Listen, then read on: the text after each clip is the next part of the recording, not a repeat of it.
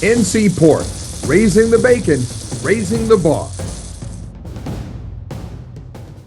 Doing a good job by UCF today, Scott, and the team played well, certainly better than we did. So we had, just too many problems out there to be consistent. Turn the ball over, penalties at the end of the half, missed tackles. So a lot of things we need to do a better job of. They were just better than us today. Curious, out of Max when he came in there and then throughout the rest of the game, did you feel like he gave a better sense of a vertical offense for you guys? What did you like out of him, I guess, and then on the vertical offense, what did you like out of that? Especially? Take a look at the film and take a closer look at it. There's a lot of guys out there today. I could evaluate all of them. On the left front row here. Bill, before Gio's injury, what are some of the things you guys like about progress that he's made in moving the offense, which has been a struggle? So what are some of the things that you're seeing that are coming along that might be obvious to people who don't see it like you do? We scored points the last 2 weeks. We had trouble doing it today. So. Are there any specifics that you like about what he's been doing? Offense is football is a team sport. It's 11 guys out there. It's not talking about one guy. It's 11 guys that have to operate efficiently. And times we've done that, and times we haven't. Today wasn't one of our better. Front row on the right.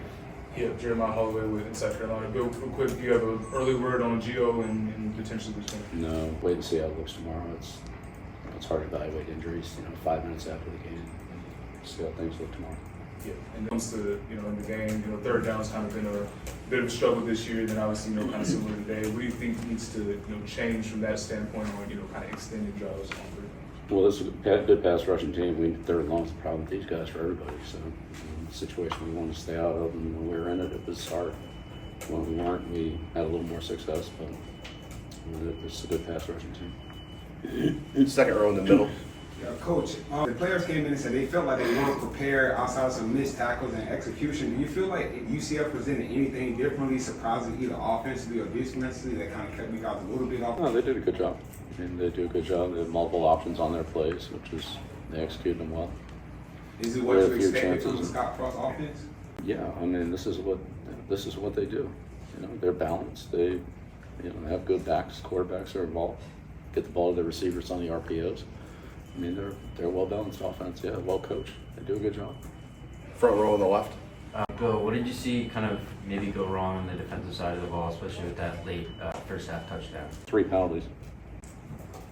3 penalties and missed the coverage. And In the back on the right.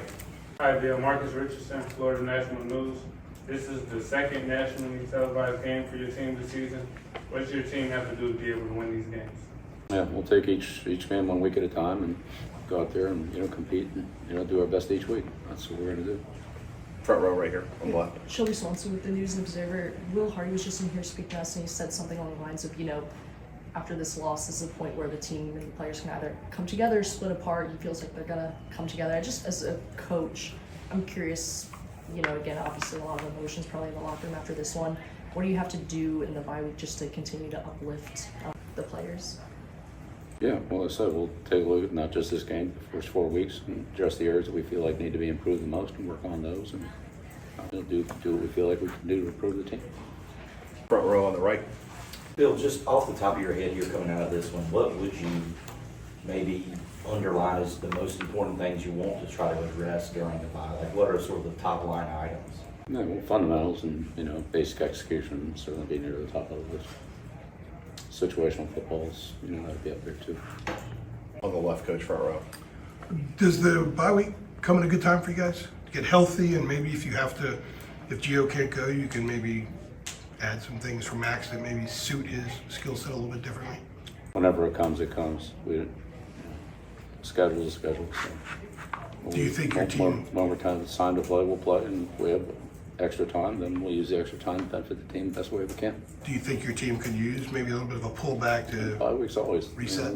It's always a good opportunity to get some things done, and take care of some bumps and bruises, and work on some things we need to work on. Sure, that's always a good time to do that. Second row right in the middle, coach. Andrew Charco, Montavious Birds, and that's 24/7. On kind of a different note, earlier in the week you mentioned a lot of respect for Coach Frost. What did you learn about him during his playing days, and now seeing him grow as a head coach, the kind of battle now between you guys?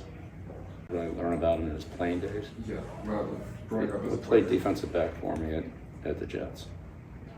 Look, Scott's a smart guy. He works hard. I mean, he played quarterback in Nebraska. They played special teams and defense at the Jets. They played in all three phases of the game within a very short period of time at a very high level, which I think says a lot for him, not both physically and from a preparation and ability to to do multiple things in the game, not just physically, but understand the game, assignments, and all that. So, that's what I know about him.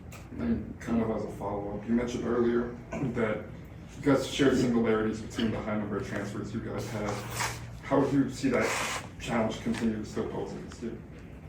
Well, that's all over. It ended a long time ago, so everybody is where they are right now, and going forward, there's no more transfers this year. That's going to be at the end of the season. Second row on the right. Coach, do you also do sort of a reset now that your schedule is done?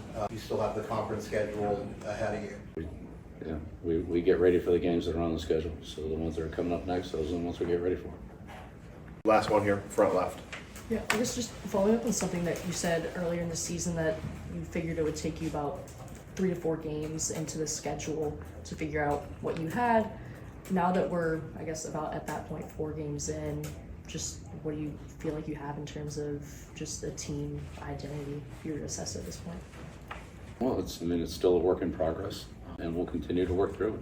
It's a good time now to kind of reevaluate, look back at all 4 games, not just the last one or the first one or some other one, and try to take a look at on a composite and see where we are on everything. Some things that we can do better, some things we probably need to move on from, some things we probably need to add, and maybe do a little bit different direction. So we'll talk about all that, evaluate it this week, and see what lies in the weeks ahead.